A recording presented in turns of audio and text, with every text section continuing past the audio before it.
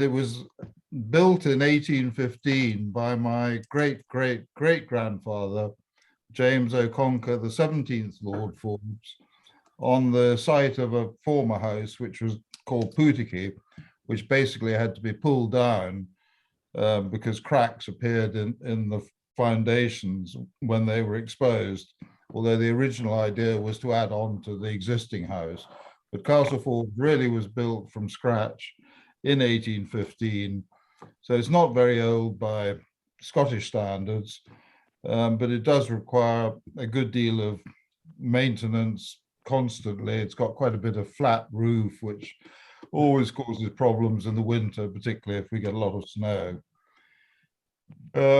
Ginny and I have done quite a bit of refurbishing and redecorating and adding bathrooms and that sort of thing. And 4 years ago, I installed a biomass boiler using wood pellets in the home farm near my office, which heats my office and a couple of cottages in the home farm. And we took a pipe across to the castle itself and linked it up to the heating system. And it's made an enormous difference, particularly in the winter. Malcolm, could you speak to the claymore and the bearstone over the fireplace? Yes, absolutely. The claymore belonged to Black Arthur Forbes, who was the younger son of the 9th Lord Forbes. And he was very instrumental in dealing with the trouble we had with the Gordons at that time. And there's probably a fair bit of Gordon blood on that sword. They eventually got him, though, in 1582 at the Battle of Tilly-Angus, which is quite near Arford, quite near Castle Forbes itself, when he stooped down to have a drink at a burn, a stream, in the middle of the battle, and a Gordon came up behind him and struck him a blow through his armor in his back, which was not what we call cricket. However, that was the end of him. The bearstone, the stone underneath it, was found apparently on the hill of Brucks, which used to be part of the estate. It's no longer part of the estate, about 10 miles away, and was built into the back wall of the old house. And when the castle was built, it was put into where it is now, above the fireplace in the hall. And it goes back about 3 feet as sort of cylinder. And if you look at it very closely, you can see that somebody's had a go at carving something. And if you use a lot of imagination, you could possibly say it looks like a bear's head, but it's a rather difficult one. I've got a theory that it may have been actually an upright standing stone from a stone circle, of which there are quite a lot in this part of the country. But who knows? It's a bit of a mystery, but it's a talking point. And this is the round room in the tower next to the hall, and I think may have been built as a music room because it's got a domed ceiling and has a very big particular echo. And Ginny has her piano in there. Now, this is the picture in the room that I'm sitting in at the moment of the girl on the right is Marjorie Winram, and she was the niece, the niece of the gentleman on the left, and he brought her up because her parents had died when she was young. But the point is really that she married somebody called Sir Robert Innes of Orton, which is on the Spey, which is the next door river really to us. Their daughter, Catherine, married my great-great-great-great-grandfather, James, who was the 16th Lord Forbes. And it's quite an interesting picture because it goes off to exhibitions occasionally. It has got a proper frame, but the room that I'm sitting in is actually what used to be part of the old dining room and had a high ceiling, and that picture used to hang on another wall in the same room, but with its frame. But when the room was altered to make it a bit more comfortable for my grandmother when she was here on her own for 20 years after my grandfather died, the picture was just fitted in there, but there wasn't room for its frame, unfortunately. This is the tapestry that hangs just below the stairs at Castle Forbes and is thought to have been worked on, partly anyway, by Mary Queen of Scots, because it was given to an ancestor who was a lady in waiting by Mary Queen of Scots. It's with 3 panels of a valance that would go around the edge of a bed. And again, it goes off to exhibitions occasionally because it's very, very fine, detailed needlework. You can't really see it until you get up fairly close to it.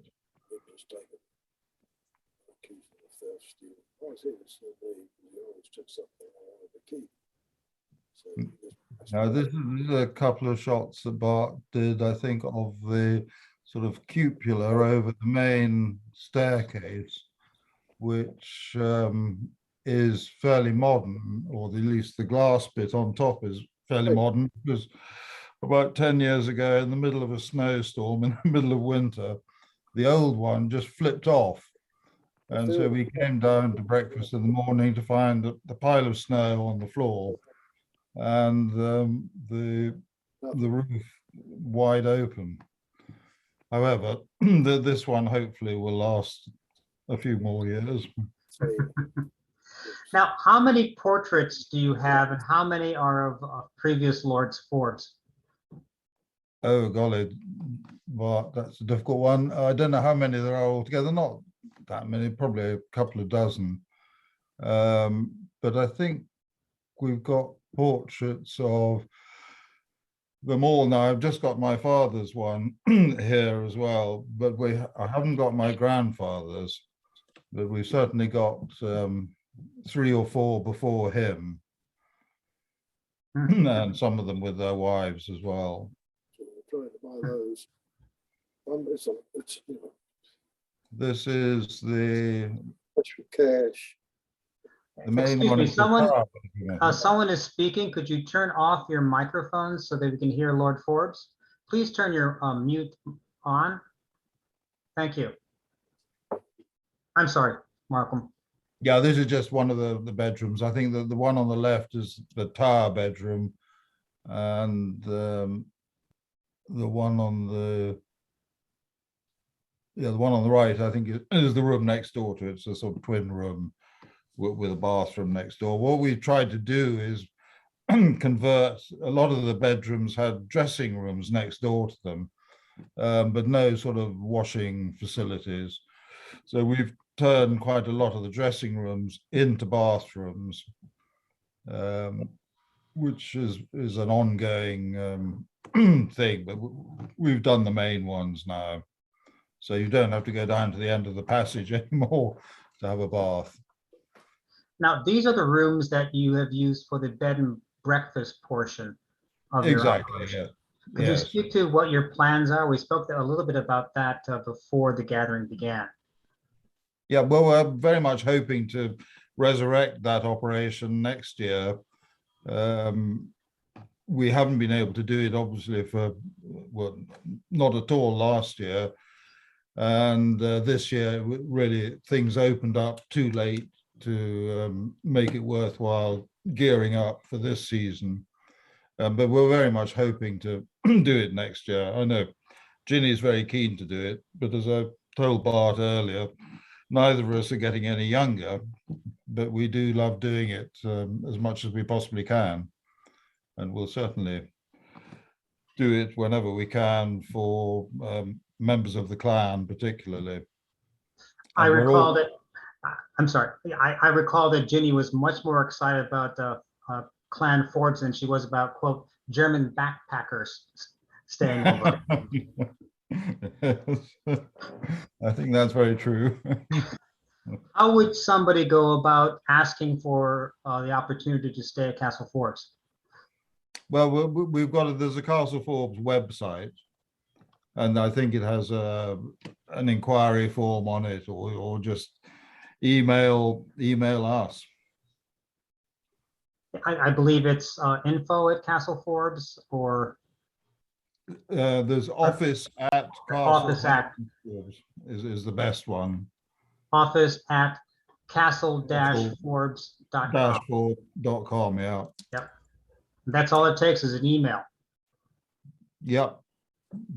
And here's the outside courtyard. This is taken from the back with all the dustbins.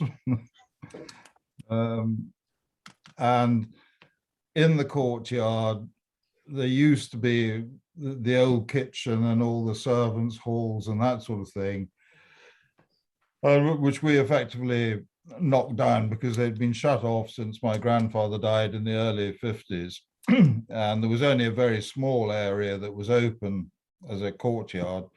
But when we knocked the old kitchen down, it made a very nice big courtyard. And as you see, Ginny's planted a sort of round flower bed in the middle with herbs and that sort of thing in it. And it's quite a nice little sun trap in the summer. And this is the old dairy building, which hadn't been used for many, many years. But we converted it initially into the smallest perfumery in the world, I think we called it, when we opened our perfumery business, which quickly outgrew that building, which has no electricity or running water or anything like that. But it did feature in a film that was shown last Christmas called, I think it had two titles, but I think one of them was Christmas at the Castle, which was rather a cheesy film that some of you may have seen, about a girl from America coming over to find a scent for her mother and falling in love with the laird's son and all that sort of thing. Anyway, it made a good yarn, I think.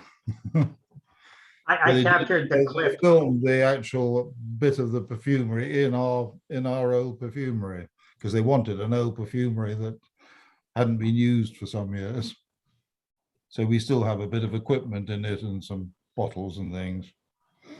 And that's that's our range of men's. It is evolved into really an upmarket range of men's shaving products based on a very high quality shaving cream and associated aftershaves and eau de parfums for men. Now, we did do things for ladies and soaps and potpourris and all that sort of thing when we started, but we just find that we found a little niche, particularly with the shaving cream.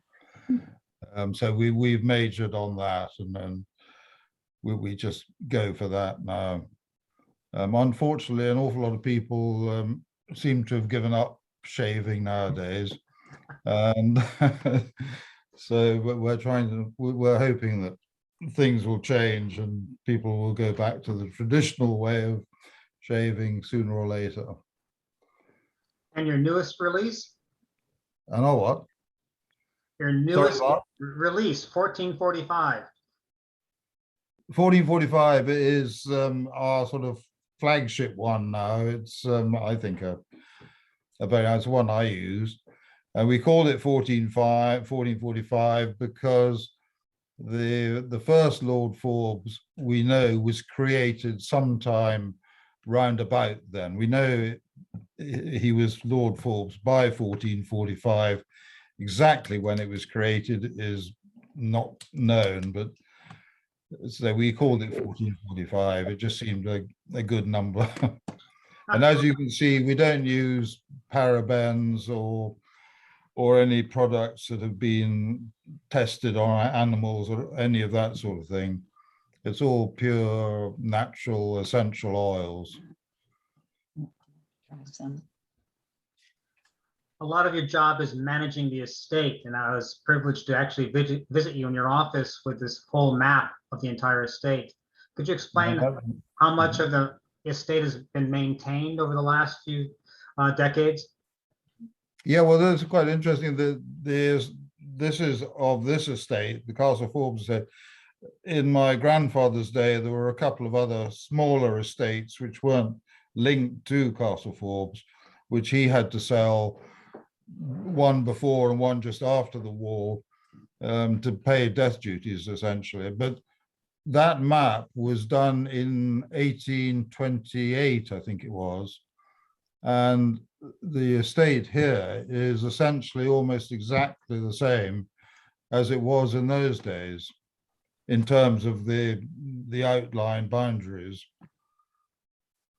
Obviously, some of the bits that are shown as forestry on that map are now agricultural fields and vice versa to an extent. But I've got that map, as you know, hanging in my little office, which is about 100 yards from the castle. I think it's remarkable that you've been able to maintain the estate when so many lairds have been losing their lands as a result of taxes. Yes, well, I think we were lucky in many. I think someone doesn't have their mute on. Go ahead. Yeah, no, we were lucky, as I was saying, in many ways. I think we had some good advice at the right moment as to how to mitigate the death duty problems.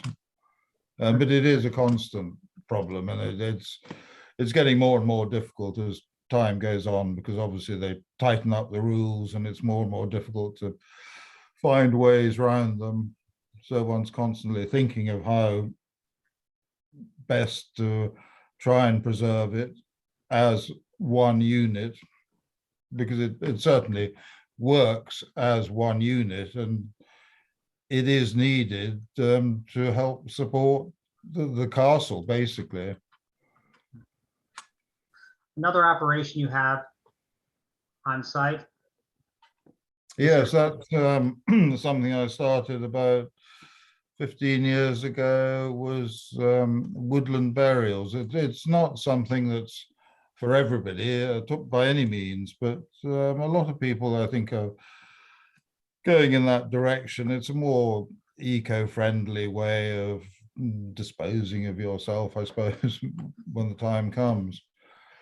So I cut off a little bit of a field near the wood, near the stone circles, and planted some trees, which now are really becoming mature. And I'm very pleased with the way it's going, and it looks just as I wanted it to look.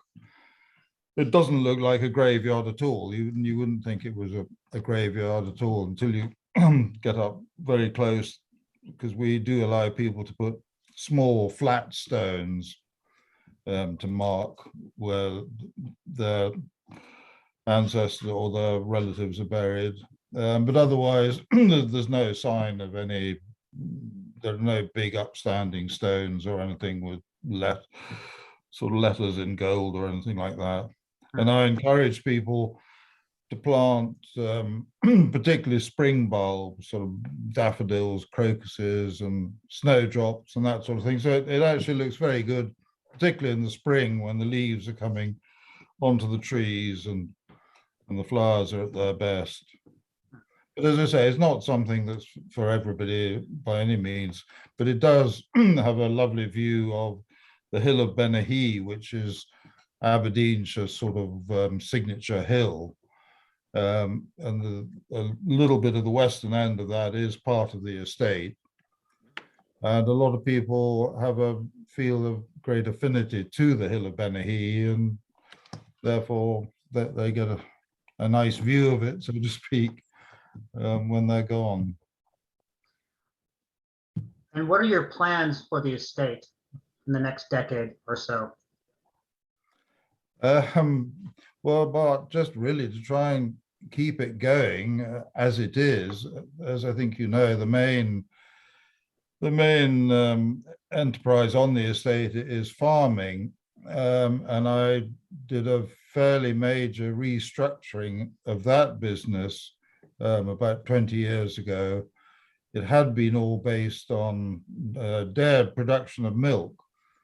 But when I did the sums, I discovered that we were actually losing a penny or two for every litre of milk that we produced. So I did away almost overnight with all the livestock on the estate.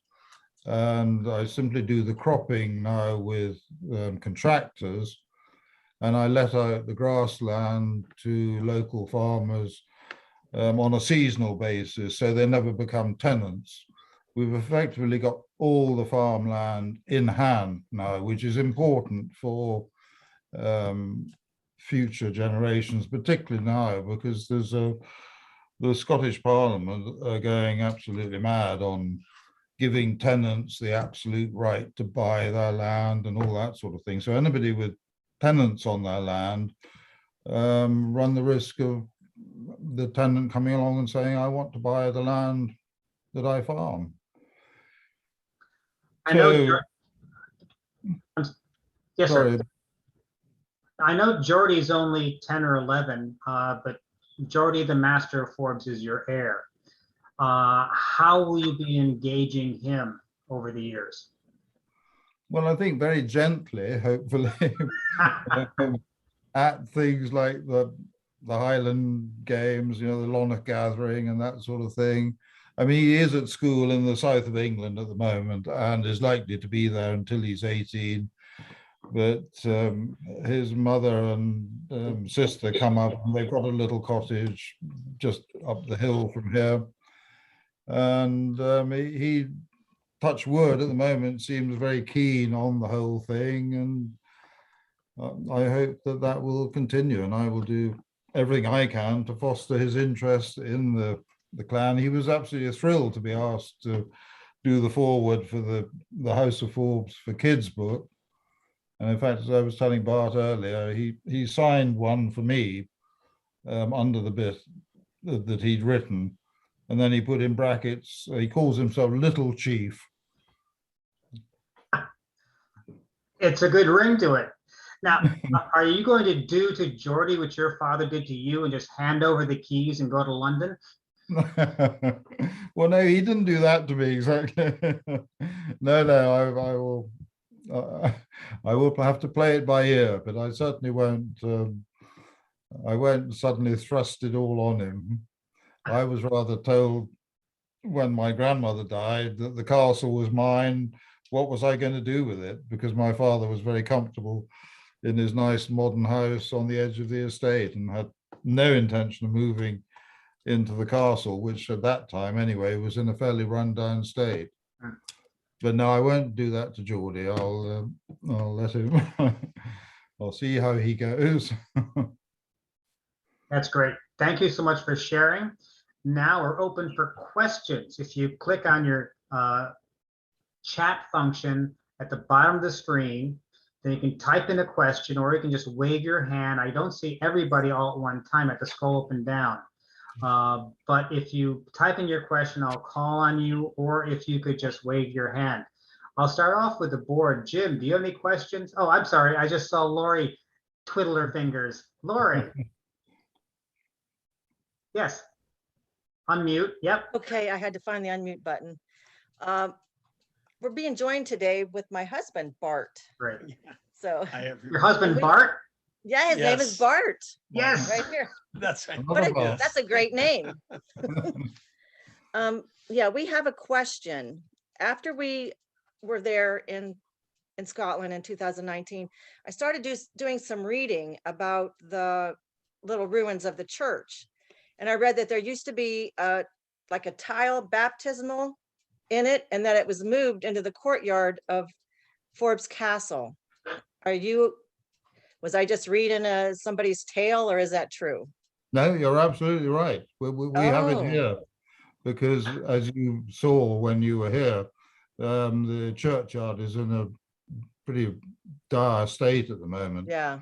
The council are responsible for keeping it up, and they did for a bit, and then they suddenly seem to lose interest and abandon it. So we rescued the baptismal font, and as you said, it is in the courtyard here.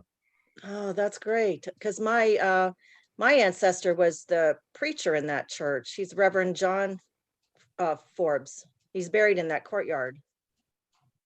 In the churchyard. Yeah, in the churchyard. Yeah. All right, right.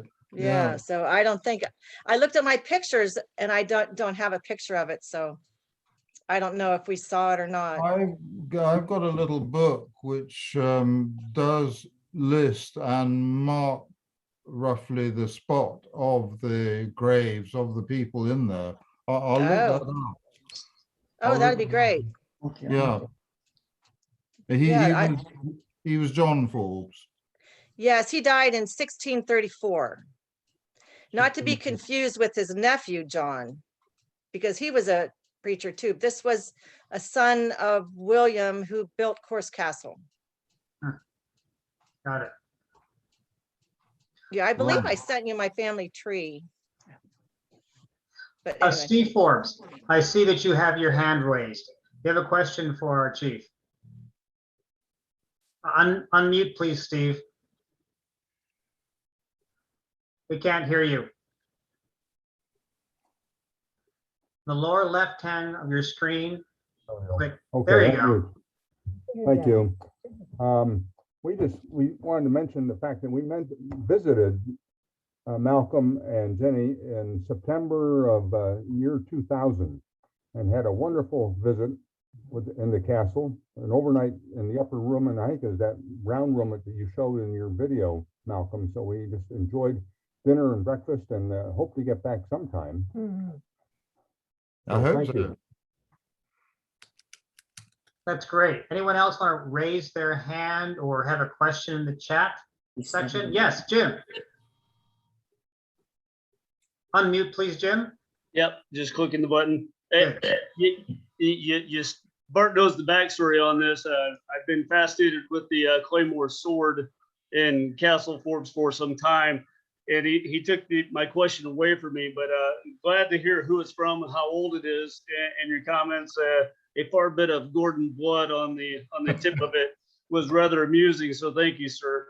But my final question is, what is your favorite Scotch beverage? Oh, the Macallan. What year? As old as possible. Very well. I'm very fond of Speyside malts, and particularly Macallan. Splendid. Thank you.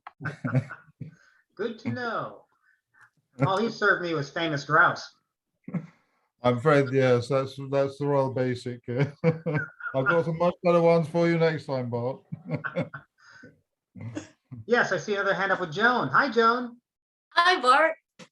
Will we be staying in the Forbes Castle B&B in next year's Forbes trip? Is that to me or to Bart? Either one. Bart probably knows more. I don't know. Yeah. I think that basically the answer is no, because our bedroom space is fairly limited. Okay. And I think that the numbers, and I think it's all organized to go to a local hotel, isn't it, Bart? Yes, we have about 2 or 3 hotels that can handle the entire tour. Unless, Malcolm, you want to turn the kids' room into a barracks. I don't think your participants of your tour would probably like that sort of accommodation.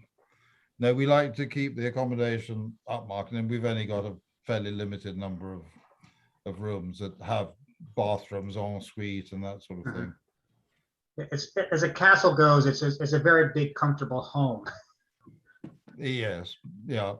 Now, I believe it's only the first 2 levels that you have maintained. Is that for heating purposes? That's right. Really, the top, everything above the first floor is just a big attic now. And you have lots of stuff up there? Sorry?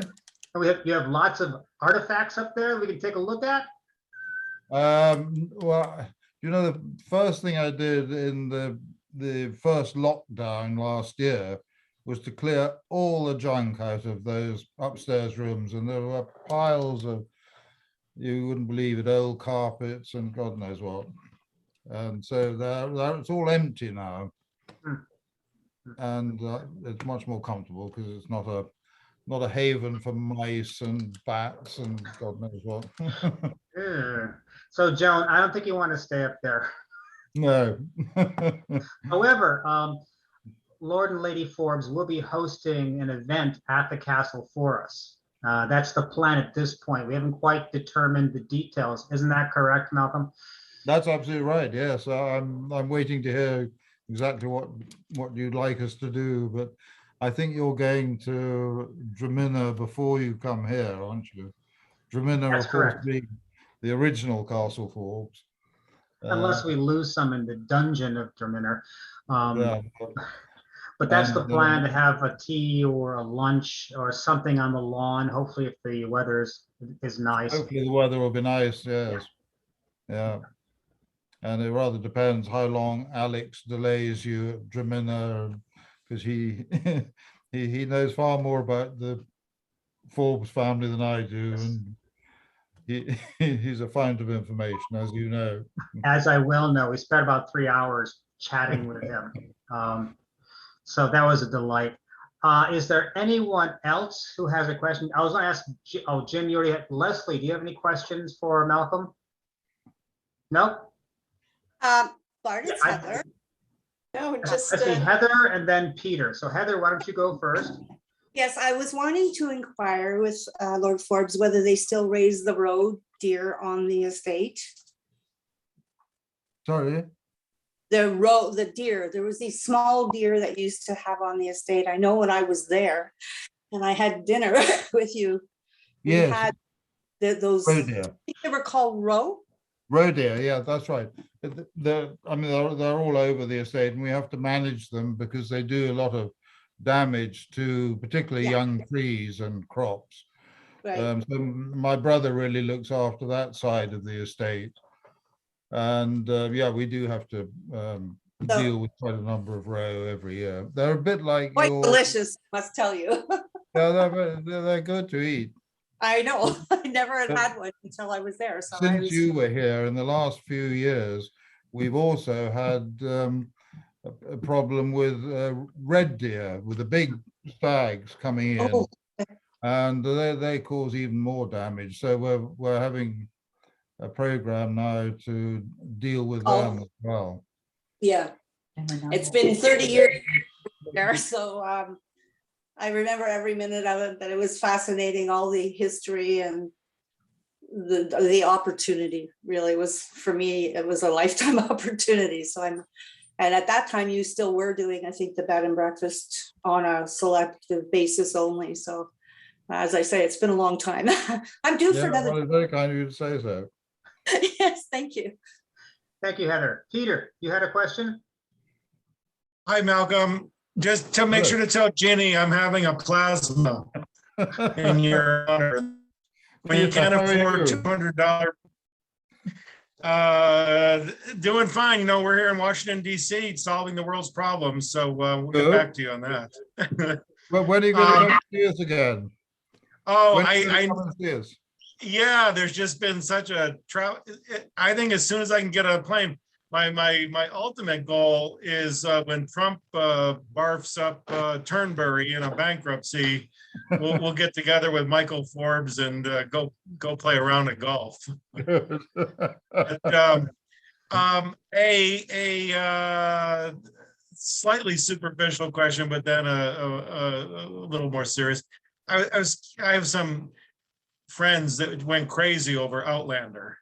And so I watched a few seasons. I don't know, are you familiar with this? I'm not, Peter, No. no. I mean, I know the name rings a bell, but I didn't see the. It's just was like it a a mad, series on television. yeah, an HBO series.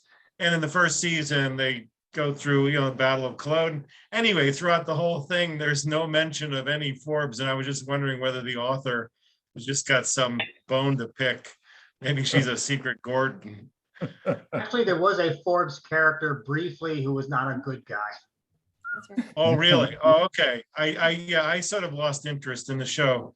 Just my more serious question is just farming, climate change, government, how are they forcing you to do stuff?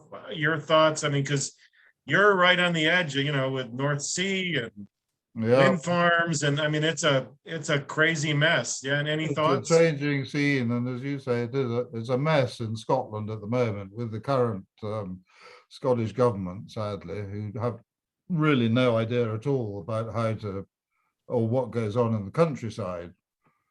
That's fairly clear.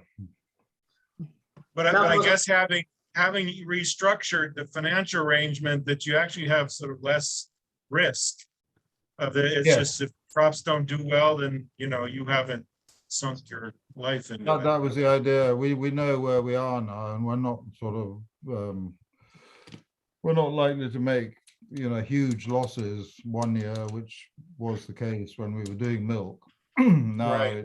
it's more stable, and I do sleep much better at night. Good.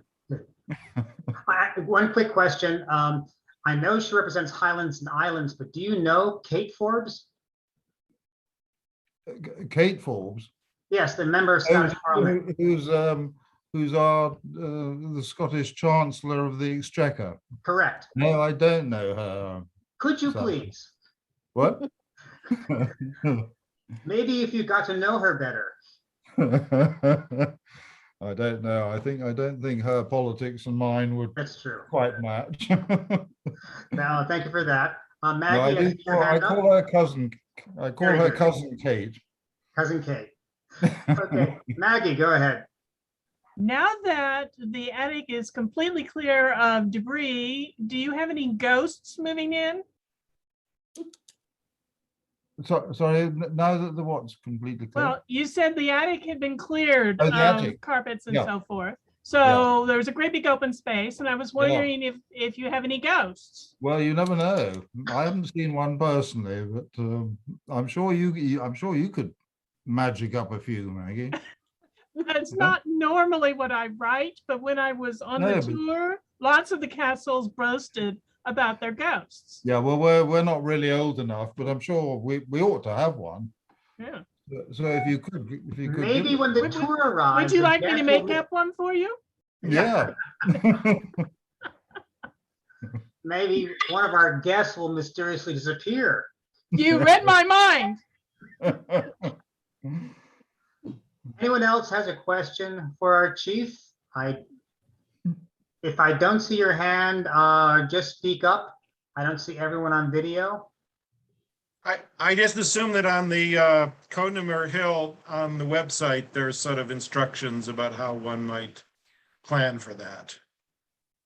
Putting one's ashes there. Sorry, Peter, I didn't get that. Is on the guide to the burial, forest burial. I assume that Yeah. there's instructions on the site of logistics and Oh yeah, that's legalities. all on the Castle Forbes website. Yeah, okay. Another question about the estate, Malcolm. Do you offer stalking and fishing, Fishing we do, yes. but not stalking? Not so much stalking, no. We tend to manage that ourselves. So that would be another reason to get people to Castle Forbes. I did notice that you were mentioned on some fishing sites that I've researched. And encouraging people to contact you for fishing. Yeah. Unfortunately, the Atlantic salmon are in sort of major decline at the moment. And the fishing's been very poor in the last few years. Well, in my research, I found out that the Lords Forbes have been battling for the rights to the salmon, and mostly in battling Aberdeen. Yes, yes, I remember seeing that one. Yeah. Are there any other questions for our clan chief before we go to the tour and the DNA project? Yes, Jim. Bart, there is a question in the chat section. Oh, I'm sorry, I missed it. Our members. I put my Outlander thing in there. can't see it. It says, is there an official Forbes tiara, and has Lady Forbes ever worn the tiara? The answer to that basically is no. Why not? Because, well, I think that there was one on my mother's side of the family.